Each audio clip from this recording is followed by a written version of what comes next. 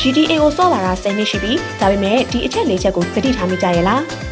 နံပါတ်1 Rockstar က game ထဲမှာ AI တွေကိုဘယ်လောက်ထိအသေးစိတ်လုပ်ထားလဲဆိုရင်လမ်းဘေးမှာဖုန်းပြောနေတဲ့လူတစ်ယောက်နာကိုတွားကပ်ရိုက်ကြည့်လိုက်အဲ့လူကဖုန်းပြောရချက်ပြီးရန်နေတွေ့ပါလိမ့်မယ်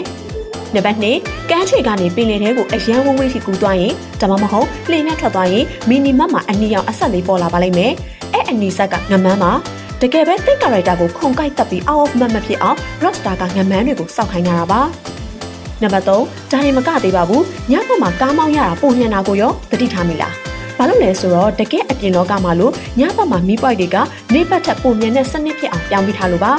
နောက်ဆုံးတစ်ချက်အနေနဲ့ကတော့တငယ်ချင်းအိမ်ရှိမှာတွားရန်ကိုင်းတကယ်အစဲခံရနိုင်ပါတယ်တင်က Franklin character စော့နေရဆိုရင်တခြား character Michael ရဲ့အိမ်နာကိုတွားပြီးသူ့ကိုတနက်နဲ့ချိန်တာဖြစ်ဖြစ်အနီးအနောက်မှာဘုံဖောက်တာဖြစ်ဖြစ်လုပ်လိုက်ရင်နောက်ပိုင်းမှာအဲ့ character စီကနေငါမင်းကိုကင်မရာထဲကနေမြင်နေရရင်တော့အခုချက်ချင်းထွက်သွားဆန်းဆိုပြီးဆဲတဲ့ message ဒါမှမဟုတ်ဖုန်းဝင်လာတတ်ပါတယ် Rockstar က character တစ်ခုချင်းစီကိုပတ်ဝန်းကျင်မှာဘာဖြစ်နေလဲဆိုတာတမင်သိအောင် AI ထည့်ပေးထားတာပါ